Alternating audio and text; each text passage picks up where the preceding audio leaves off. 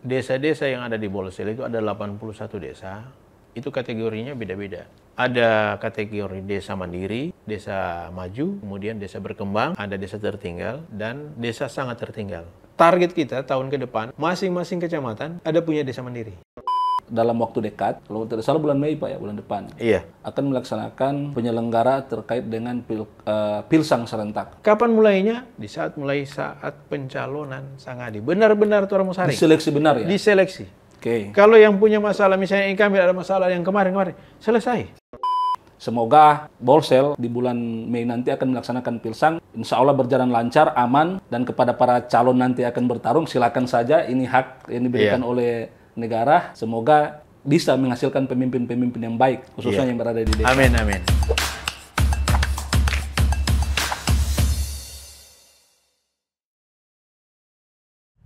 Assalamualaikum warahmatullahi wabarakatuh. Sahabat podcast Suara NATO, berjumpa lagi dengan saya Andrika Hasan, host podcast Suara NATO. Kali ini di studio podcast kami telah kedatangan bintang tamu. Beliau adalah Kepala Dinas Pemberdayaan Masyarakat Desa Kabupaten Bulamondo Selatan, Bapak Ramli Abdul Majid, SPD MSI. Ya. Selamat sore Pak. sore. Assalamualaikum warahmatullahi wabarakatuh Pak. Waalaikumsalam warahmatullahi wabarakatuh. Mungkin Sehat, mohon Pak? izin mau Ya, silakan kasih Pak, keluar. dibuka maskernya. Oke. Terima kasih Pak sebelumnya sudah memenuhi undangan kami. Saya sempat janjian sama Bapak beberapa minggu lagi, sempat tertunda dengan kesibukannya. Hari ini insya Allah di bulan suci Ramadan, bulan penuh berkah, penuh kemuliaan, bisa menyempatkan waktu untuk berbagi bersama kita di sini terkait dengan bagaimana penyelenggaraan pemerintahan khususnya di Dinas Pemberdayaan Masyarakat Desa ya, Kabupaten Bulamondo Selatan. Sahabat podcast Suara NATO, kita akan berbincang dengan Pak Kadis. Mungkin saya akan mengawali Pak, bahwa tak kenal maka tak sayang Pak. Tak sayang maka tak cinta. Mungkin Bapak bisa perkenalkan sedikit profil Pak. Bapak. Oke, terima kasih. Assalamualaikum warahmatullahi wabarakatuh. Waalaikumsalam warahmatullahi wabarakatuh. Saya Ramli Abdul Majid, SPD MSI. Lahir kebetulan di Gorontalo, tanggal 1 Juni tahun 1972. Ya. Tugas pertama saya itu sebagai guru. Oh, guru Pak ya? Guru di SMP Muamalia saat itu. Belum Bolsel Pak waktu itu? Belum, masih gabung dengan Induk. Tahun penempatan tahun 1995. Ya. Sebagai guru, kebetulan 10 tahun saya berkarir di guru, itu jangka waktu yang tidak terlalu panjang, diangkat jadi kepala sekolah. Kepala sekolah Pak, sempat kepala sekolah ya? Jadi saat itu masih belum menginduk, kepala sekolah yang termuda saat itu. Luar biasa. Luar biasa juga ya. Tapi saya tidak mau lama-lama jadi kepala sekolah, 1 periode saja, 4 tahun. Terus sudah itu ditarik ke Dinas Pendidikan. Dinas Pendidikan ya Pak. Sempat jadi PLT, Sekretaris Dinas Pendidikan. Itu sudah Bolsel Pak ya? Itu sudah Bolsel itu. Sudah Bolsel. Sudah ditarik ke Dinas Pendidikan. Kemudian karena penyesuaian dengan pangkat, saya jadi kepala bidang Dikdas dari 2010. Iya, 2009 sampai 2013. Jadi kepala bidang pendidikan dasar dan menengah Dinas Pendidikan Kabupaten Bolsel. Setelah dari Dinas Pendidikan, karena kepercayaan Pak Bupati, saat itu Pak H2M, saya dijadikan camat di Posigadan. Sempat camat juga Pak? Sempat camat. Luar biasa Pak. Kalau tidak salah 2 tahun 10 bulan. Iya. 2 tahun 10 bulan sebagai camat. Sesudah dari camat, H2M juga promosi. Saat itu kebetulan masa transisi, banyak pegawai yang eselon 2 yang mau pensiun. Ya. Nah, sehingga Pak H2M mengambil yang muda-muda dulu dibilang. Kalau dipromosi ya? Dipromosi. Kalau tidak salah umur saya saat itu sekitar 42 tahun. Iya. Jadi kepala dinas pendidikan. Kepala dinas pendidikan Pak ya? 1 tahun 10 bulan jadi kepala dinas. Kemudian sempat jadi staf ahli bupati 1 tahun. Kemudian dari staf ahli bupati jadi asisten 2 PLT, walaupun hanya PLT. Keasistenan juga Pak ya? Asisten 2. Asisten ya. Nanti tahun berikut ada ikut lelang, kita ambil asisten 1. Alhamdulillah sampai 2 tahun 6 bulan jadi asisten 1. Kemarin Januari dengan kepercayaan diberikan oleh Pak Bupati dijadikan kadis di Dinas PMD. Ada rolling ya. Luar biasa Pak, rekam jejak cukup karirnya itu cukup panjang Pak ya. Sempat di beberapa dinas sebagai pemerintahan di kecamatan, di sekolah, guru. Jadi saya rasa Bapak sudah banyak pegang garam Pak dengan dunia birokrasi Pak ya, khususnya ASN ya. Artinya namanya ASN namanya pengabdian utamanya dan siap ditempatkan. Siap ditempatkan, itu yang paling penting. Siap ditempatkan di mana saja. Nah, saya ingin mengawali perbincangan kita Pak terkait dengan bidang yang Bapak tekuni hari ini, yaitu pemberdayaan masyarakat desa, dinas maksud saya. Jadi ada tagline yang mengatakan bahwa membangun Indonesia itu dari desa. Iya. Ya. Jadi ini sejalan dengan visi misi dari Bapak Bupati dan Wakil Bupati Bapak Iskandar Kamaru SPT dan Bapak Dede Abdul Hamid. Kemudian di mana diwejantahkan dalam sebagian program prioritas. Nah, bagaimana Dinas PMD menjabarkan dari visi misi Pak Bupati itu? Jadi dari visi misi kita kenal ada salah 2 ya. Ya. Berdaulat dan mandiri. Ya. Nah, diharapkan oleh Pak Bupati berdaulatnya ini pemerintahan itu sampai ke desa. Ya. Jadi bukan hanya di tingkat kabupaten tapi sampai ke desa. Jadi benar-benar berdaulat pemerintahannya, terlepas dari intervensi. Ya. Memang benar-benar dilaksanakan. Kemudian mandiri. Nah, di sini memang desa-desa yang ada di Bolsel itu ada 81 desa. Itu kategorinya beda-beda. Ada kategori desa mandiri, desa maju, kemudian desa berkembang, ada desa tertinggal, dan desa sangat tertinggal. Alhamdulillah untuk Bolsel dari 81 desa itu, di Bolsel tidak ada lagi desa sangat tertinggal. Tidak ada lagi desa yang tertinggal. Yang ada desa berkembang, ada 31 desa. Desa berkembang Pak ya? Desa berkembang. Kemudian, ada 49 desa berkembang. 49. 31 yang maju, 1 yang mandiri. 1 mandiri. Kalau bisa disebutkan yang mandiri itu desa? Yang mandiri itu desa Suguo. Suguo ya? Kecamatan Belangoki. Jadi ada 1 desa mandiri itu memang tingkat yang sudah di atas. Dia bisa mandiri, bisa berdiri sendiri. Itu ada kategori Pak? Ada. Kemudian 31 yang desa maju, baru yang di bawahnya 49 yang desa berkembang. Tapi itu orang 2 yang di bawah ini tidak ada lagi. Satu-satunya daerah yang tertinggal dan sangat tertinggal sudah tidak ada. Satu-satunya daerah di Provinsi Sulawesi Utara hanya Toran. Bolsel ya? Bolsel. Yang tidak ada lagi 2 kategori ini. Berarti daerah lain masih ada yang tertinggal dan sangat masih tertinggal? Ada. Di tetangga kita masih ada 1 yang sangat tertinggal. Ada yang tertinggal. Tapi mereka punya desa mandiri lebih dari 1. Oh gitu Pak ya. Tapi Toran memang hanya 1 yang mandiri. Tapi yang tertinggal enggak. Tapi tujuan sebentar nanti Toran berupaya tahun ke depan itu visi kita berupaya bertambah ini yang mandiri. Bertambah Pak. Bertambah. Karena ada desa maju hasil penilaian indeks desa membangun hanya beda 0, ada berapa desa itu di masing-masing kecamatan. Sehingga target kita tahun ke depan masing-masing kecamatan ada punya desa mandiri. Jadi insya Allah tahun depan itu bisa 7. Yang menentukan itu siapa Pak? Kategori desa itu? Ada penilaian tersendiri? Ada penilaian itu sekarang sementara jalan. Itu namanya indeks desa membangun. Orang kemarin sudah sosialisasi, sudah paparkan ke Sangadi dan Camat. Petugasnya itu dari tim ahli. Ada pendamping desa, pendamping lokal desa. Yang sama-sama berkoordinasi dengan PMD. Mereka turun ke desa-desa. Gitu, sementara Pak, jalan. Sementara jalan Pak ya. Iya. Nah, apa yang menjadi strategi dari Dinas PMD Pak untuk menjalankan visi misi ini yang sekarang sudah dicoba? Yang pasti awalnya kita cari data dulu. Data Pak ya. Yang pasti kita bergerak dengan data. Oh ternyata ada 49 yang berkembang, ada 31 yang maju, 1 yang mandiri. Data ini orang lihat buka ulang tahun kemarin. Ternyata ada di desa maju itu hanya beda koma. Nah, itu orang boleh push ke sana. Memang persoalan yang mendasar itu penilaian ekonomi masyarakat. Mengapa orang kurang desa mandiri? Karena yang penilaian utama itu ekonomi masyarakat desa itu harus ada perbankan atau lembaga keuangan lainnya. Orang kan tidak ada. Tapi orang bisa bilang, oh, siasati saja.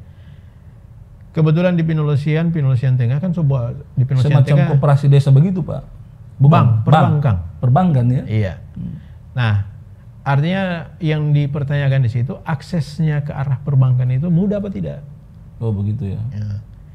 Jadi kalau akses perbankan kan di Pinolusian Tengah bangun di PATM Bank Sulut. Ya. Kemudian di tempat-tempat lain ada Briling. Ya. Nah, itu kan mempermudah. Ya. Benar. Untuk pembayaran. Iya, yang pasti kan orang berupaya non tunai semua. Sehingga akses itu yang orang pertanyakan. Tapi orang sudah siasati, ada Briling banyak. Sehingga sebentar nanti orang bisa maju. Kemudian menyangkut BUMDes. Desa-desa tertentu orang dorong DP BUMDes. Ada yang kemarin-kemarin kan banyak, bukan hanya di Bolsel, banyak daerah juga DP BUMDes itu mati suri. Bahkan bermasalah hukum. Tapi alhamdulillah Bolsel belum bermasalah hukum. Bermasalah ya? Belum. Masih bisa Kalau masih mati suri mungkin ada 1-2. Tapi banyak yang berkembang. Tergantung yang kepemilikan modal itu yang. Apakah itu pengaruh juga terkait dengan SDM kita yang ada di desa, Pak? Yang pasti SDM Bolsel memang kalau dibandingkan daerah lain orang sedikit di bawah tuh dengan daerah lain. Tapi orang berupaya. Kemarin ada berapa kepala desa maupun perangkat desanya itu yang mendaftarkan diri untuk studi kembali. Ambil S1, ada yang ambil S2. S2, ya. Itu penting itu, Pak. Dan yang pasti itu bisa didanai oleh dana desa. Oh, bisa, Pak ya? Bisa. Beasiswanya dari situ boleh. Tapi dianggarkan. Oh, dianggarkan, Pak. Dianggarkan baru dibahas oleh tim evaluasi, layak, silakan dibayar. Untuk aparat desa. Untuk aparat desa. Oke. Tidak ada masalah. Oh. Jadi peningkatan SDM itu orang berupaya. Baru juga orang selain pendidikan formal, orang sering kali lakukan BIMTEK. Kemarin orang ada BIMTEK pengelolaan keuangan desa. Itu setiap tahun telah dilaksanakan di awal tahun sebelum mereka mengelola. Jadi BIMTEK-nya di awal tahun. Gitu. Jadi itu salah satu peran dari dinas juga terkait dengan pengelolaan dana desa ya? Iya. Pengadaan BIMTEK itu, Pak? Iya. Oke. Nah, ini Pak terkait dengan sinergitas dengan lintas OPD. Karena PMD ini kan tidak hanya terkait dengan desa. Di desa itu kan bersentuhan dengan katakanlah OPD-OPD lain. Katakanlah di desa ada objek wisata, terus ada kegiatan-kegiatan lain atau yang dilakukan desa yang itu tidak hanya yang linear dengan pemerintahan desa. Ini dinas PMD seperti apa, Pak? Jadi begini, sinergitas itu lintas OPD. Sebenarnya dinas PMD ini kan dinas teknis yang menangani desa. Tapi persoalan yang ada kan dananya ada di desa. Ya. Kalau berhubungan dengan pariwisata, pasti orang akan melakukan koordinasi dengan pariwisata tentang kegiatan. Misalnya ada beberapa desa yang ditetapkan sebagai desa wisata. Desa wisata. Okay. Nah, orang koordinasi sama-sama kerjasama dengan instansi terkait dinas pariwisata. Orang mau bikin apa ini desa ini? Kegiatan apa sih yang orang dorong? Apakah bisa dapat bantuan dari pusat tentang desa wisata? Alhamdulillah kerjasama itu menghasilkan. Ada beberapa desa yang mendapatkan bantuan dari pusat. Iya. Contoh desa Transpatoa. Tahun kemarin desa Pinolantungan. Itu bukan hanya dinas PMD yang kerja, yang pasti sama-sama dengan dinas pariwisata. Tapi berkoordinasi, Pak ya? Iya, saling kerjasama. Kemudian program lain misalnya penanganan dan pencegahan stunting. Iya. Yang pasti orang PMD melakukan sosialisasi. Di saat sosialisasi itu orang undang dari dinas kesehatan. Ya, harus gotong royong itu, Pak. Harus keroyokan itu kalau stunting, Pak. Dinas pengendalian penduduk, KB, pemberdayaan perempuan dan perlindungan anak, Ibu Tini. Itu orang undang. Duduk sama-sama karena ini namanya stunting bukan satu OPD, bukan satu OPD. Harus. Bukan hanya dinas pendidikan, bukan hanya dinas kesehatan, bukan hanya dari KB. tapi semua. Apalagi stunting Dari PU masuk. semua masuk Pak ya. Jadi sebenarnya ini lintas sektor. Apalagi kalau menyangkut penggunaan dana desa pasti itu orang dengan inspektorat juga. Koordinasinya sangat baik. Ya. Pak Kadis, sejauh ini menurut Pak Kadis, apakah bagaimana dampak dari dana desa ini bagi kemajuan desa? Apakah meningkat atau menurun Pak? Yang artinya kita kilas ke belakang. Sebelum ada dana desa ini apa sih yang bisa diperbuat oleh desa? Rata-rata hanya menunggu bantuan dari pusat, dari pemerintah daerah. Ya. Dengan adanya dana desa, bantuan langsung dari pusat ke desa, desa memang berinovasi apa sih itu orang mau bangun. Contoh, sebelum ada dana desa, banyak desa yang tidak punya PAUD. Benar. Tidak punya PAUD, tidak punya TK. Tapi dengan adanya dana desa, dorang sudah bangun ada gedung TK, gedung PAUD. Gedung PAUD-nya sudah include ada. Bahkan honornya dorang tata lagi. Di desa Pak? Di desa. Honor dari guru PAUD atau guru TK ini. Jadi yang tadinya tidak ada. Kemudian kalau masalah kesehatan, orang ada kader kesehatan desa. Ya. Di honornya juga itu ambil dari dana desa. Jadi orang mau posyandu apa sama kan paling banyak kan kemarin-kemarin itu kasih yang pada negeri. Sekarang sudah bisa ditopang dengan dana desa. Berarti bisa dikatakan Pak bahwa dana desa itu meningkatkan dampaknya sangat positif ya bagi kemajuan desa, khususnya itu kesejahteraan masyarakat Pak ya. Kesejahteraan rakyat. Oke. Yang pasti kalau melihat secara fisik, karena orang lihat DP bangunan, bangun ini. Sebenarnya kalau orang jeli di desa itu ada pembangunan jalan desa. Iya kan, ada gedung-gedung, ada balai pertemuan, itu dari dana desa. Tapi kan kadang-kadang orang lihat yang pasti DP dana sekian, sudah mulai berpikir segala macam. Benar. Karena bukan dana yang sedikit Pak yang dikucurkan oleh negara kepada desa ini. Desa menjadi begitu eksklusif Pak di negeri ini. Ada undang-undangnya diatur tersendiri, yaitu Undang-Undang Nomor 6 tahun 2014 tentang desa Pak. Sehingga memang ini tetap harus perlu pengawasan dan PMD mengambil bagian dari situ Pak ya, sebagai fungsi kontrol juga terhadap desa-desa yang ada di Pulau Mangunkuto Selatan ini Pak ya. Oke. Nah ini Pak, kita dalam waktu dekat, kalau tidak salah bulan Mei Pak ya, bulan depan. Kemarin hasil rakor Bapak Bupati dan Wakil Bupati bersama OPD lain tentunya akan melaksanakan dalam hal ini pihak PMD sebagai motor penyelenggara terkait dengan Pilsang serentak pemilihan Sangadi. Kalau bisa tahu proses persiapannya sampai jauh ini seperti apa Pak? Kalau untuk Pilsang memang secara teknis dan anggaran juga ada tertata di Dinas PMD. Kemarin kita sudah rapat koordinasi, kita undang kepala desa, awal rakor pertama ya. Undang kepala desanya, undang BPD-nya, undang panitianya. Kita undang. Kita berikan arahan termasuk sosialisasi Perda nomor 1 tahun 2022 tentang perubahan Perda nomor 1 tahun 2016 tentang pemilihan pengangkatan dan pemberhentian Sangadi. Jadi itu orang sudah jelaskan semua. Perda Pak ya, sudah Perda ya? Sudah Perda.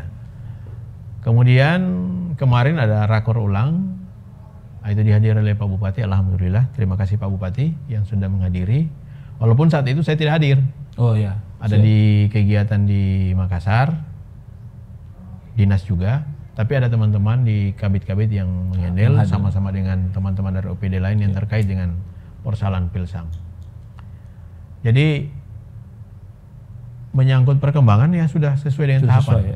Jadi orang dalam sudah hal ini tetapkan PMD insya Allah siap untuk melaksanakan siap. itu ya. Kalau bisa tahu Pak, berapa desa yang akan menyelenggarakan Pilsang ini Pak di bulan Mei nanti? Di bulan Mei nanti ada 38 desa. 38 desa. 38 Kalau di tahun kemarin tidak salah 27 desa. Oke.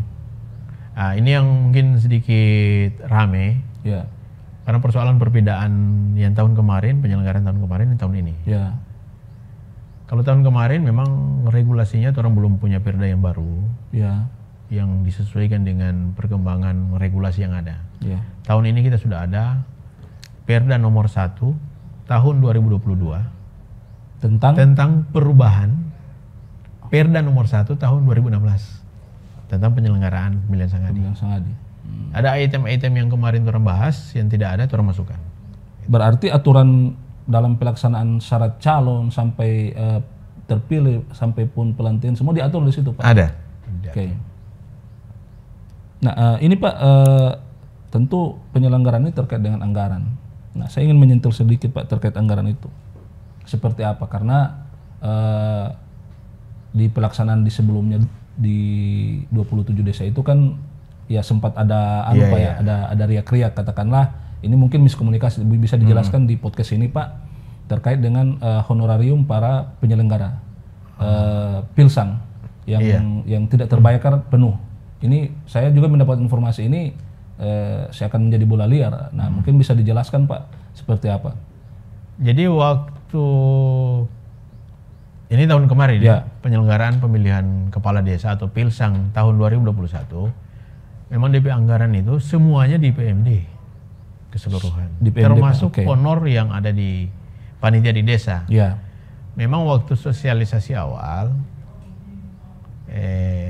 honornya itu per bulan. Ya.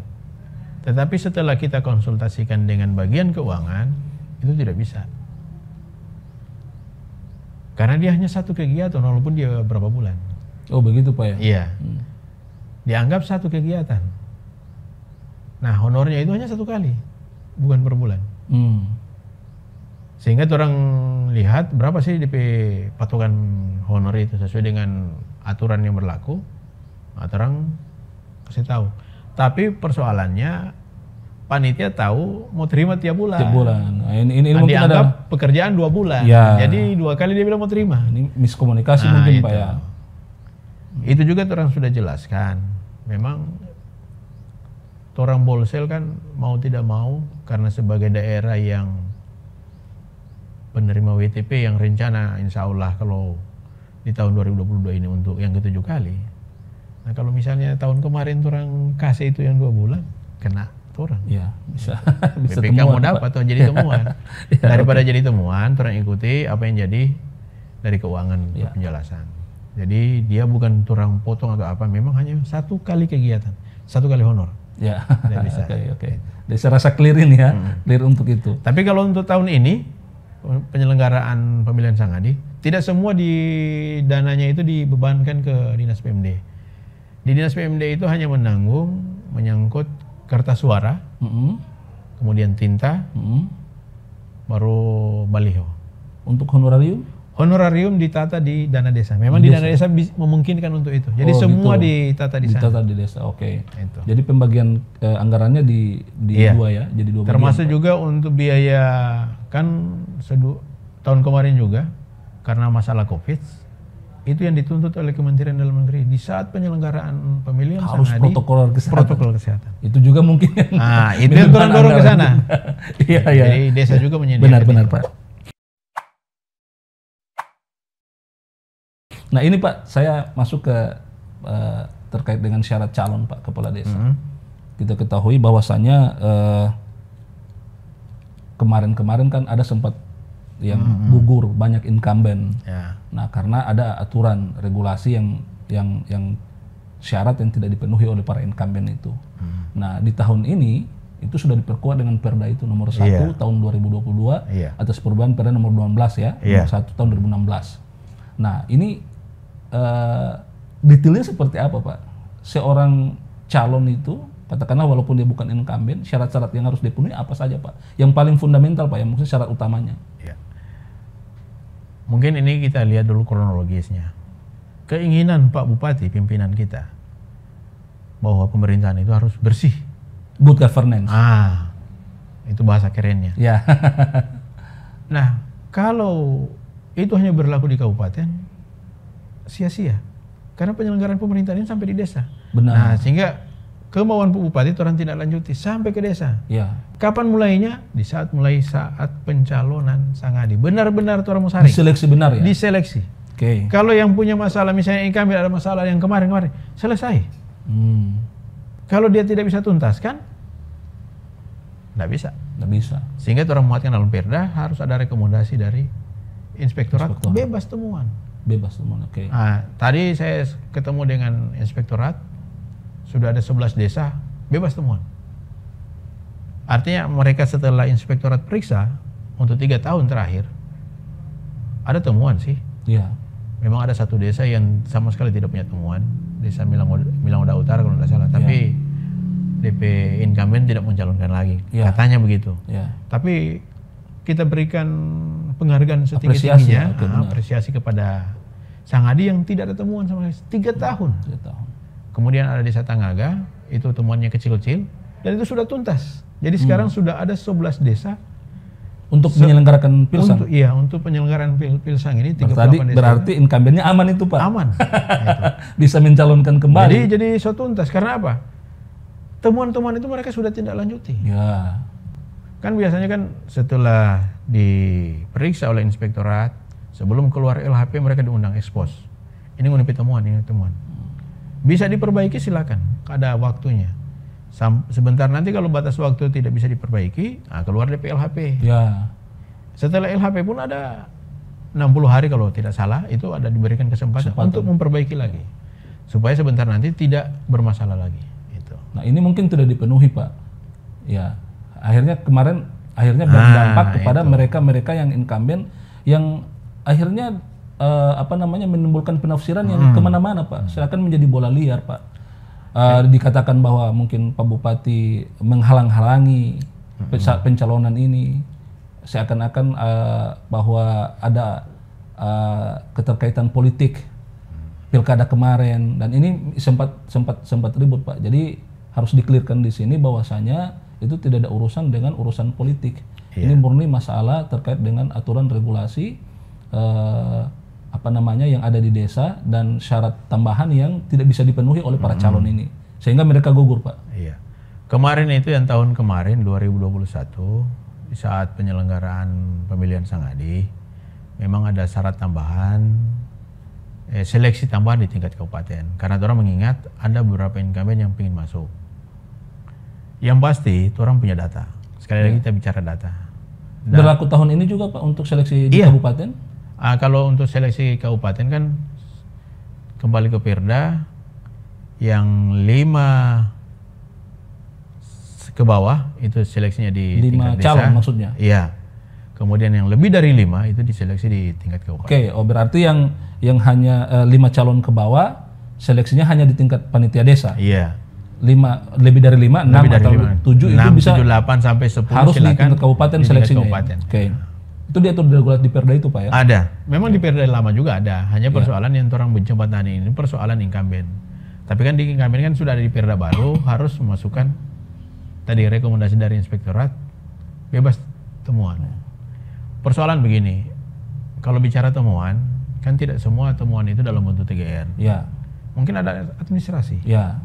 Selama itu mereka bisa penuhi, silakan. Silakan saja. Persoalan kemarin di saat wawancara itu bukan persoalan politisnya Pak Bupati. Ya, like atau dislike, ya. Tidak, ya. Yang pasti di saat wawancara dengan inspektorat, mereka jawab apakah sesuai dengan kenyataan yang mereka lakukan. Benar, saya setuju itu, Pak. Jadi kalau kemarin juga ada yang tidak puas sampai melakukan gugatan, Pak. Dan alhamdulillah sekarang sudah ada putusannya. Memang kemarin ada 7 desa yang melakukan gugatan ke PT UN Manado, kemudian 2 mundur, sisa 5 desa yang menggugat terus. Sampai banding lagi, Pak, mereka. Dinyatakan oleh PT UN Manado, mereka kalah. Ya. Pemda dimenangkan. Ya. Kemudian 2 yang banding, 2 desa. Tetap sampai banding di Makassar, PT UN Makassar, mereka juga kalah juga. Pemda yang dimenangkan. Jadi clear itu? Clear itu, oke. Nah, ini saya minta pandangan Bapak terhadap para calon incumbent, Pak, ataupun orang masyarakat yang ingin maju di pemilihan kepala desa. Kepala desa ini atau di Bolsel bisa kita sebut Sang Adi, ya. Iya. Saya akan menjadi semacam apa namanya, Pak, sebuah berlian, ya, bisa dikata, ya. Seakan-akan bahasa analoginya begitu, Pak. Seakan berlian. Gadis cantik. Ya, mungkin karena di desa ini dengan begitu banyak kucuran dana desa dan seakan-akan desa itu bisa memerintah sendiri, menjadi raja kecil di desa, sehingga banyak orang berlomba-lomba untuk menjadi kepala desa. Pandangan Bapak terkait ini, Pak? Yang pasti saya hanya memperbaiki. Ya. Artinya persangkaan saya tidak sampai ke arah yang lain, negatif Ya, tidak. okay. Saya berprasangka positif sajalah. Oke lah, mereka mau mengabdi, tempat pengabdiannya di desa, silakan. Saya apresiasi, silakan. Penuhi persyaratan. Benar. Itu kuncinya. Itu kuncinya. Penuhi persyaratan, ikuti tahapan. Tahapan, ya. Terakhir kan masyarakat yang memilih. Memang ada 1-2 orang sering datang ke saya. Saya tidak menutup diri. Ya. Ada yang datang. Saya jawab, ini lahan pengabdianmu. Ya. Silakan luruskan niatmu. Semua diberikan hak yang sama, Iya. Pak.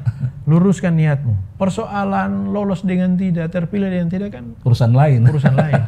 Tapi sebelum masuk di situ dia bilang, penuhi persyaratan, ikuti tahapan, silakan, tidak masalah. Ya. Welcome. Tidak ada batasan untuk saya. Itu saja. Nah ini Pak, sedikit menyinggung terkait dengan banyaknya anak-anak muda, atau kita sebut generasi Z sekarang ini Pak ya. Banyak anak muda berlomba-lomba, baru lulus kuliah, bahkan juga ada yang sudah bekerja banting setir Pak untuk mencalonkan diri kepala desa. Bapak melihat bagaimana? Artinya muda itu baik juga, tapi bukan berarti yang tua juga tidak baik Pak. Iya. Terkadang ini masalahannya penafsiran persepsi saja Pak. Banyak juga yang muda-muda akhirnya ketika menjabat juga ya jatuh juga Pak, salah langkah juga. Ini Pak melihat seperti apa Pak?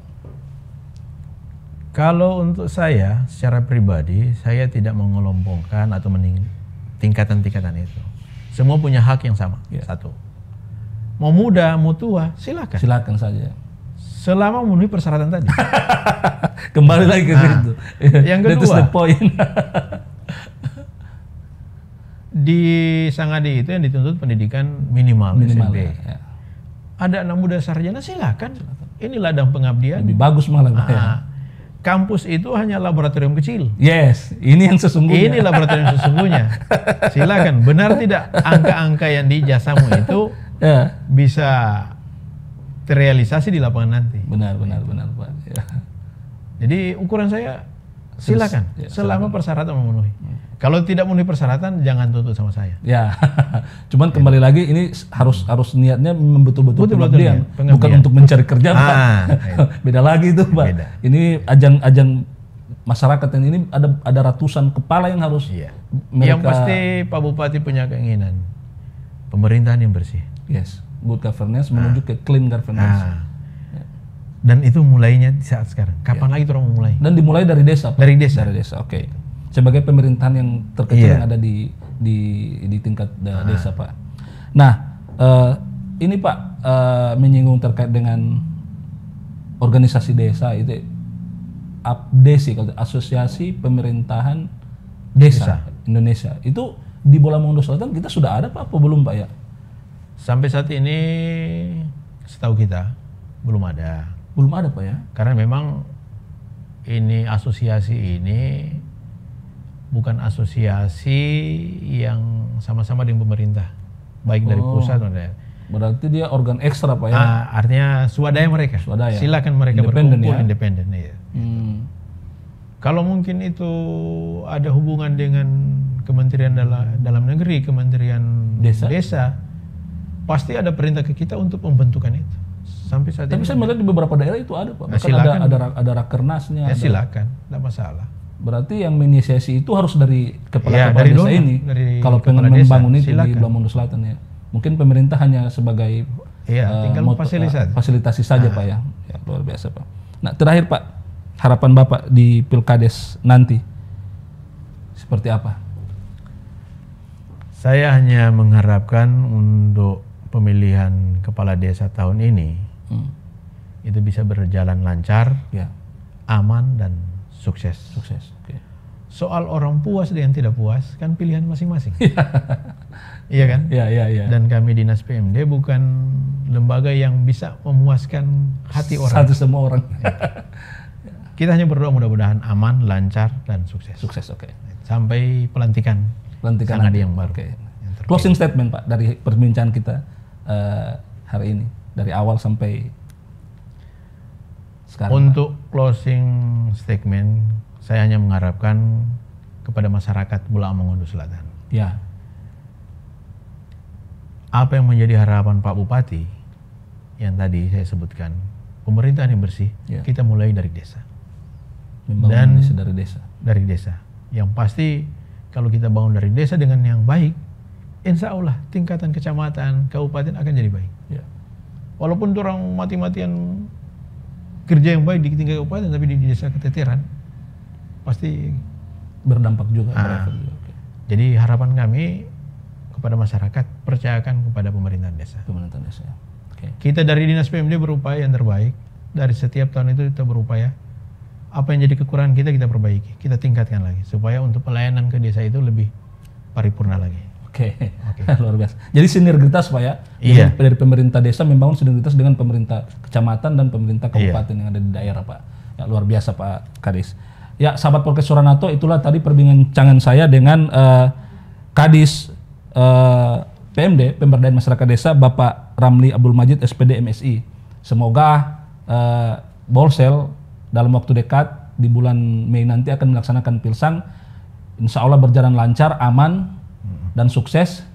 Itu harapan dari seluruh masyarakat Bolsel.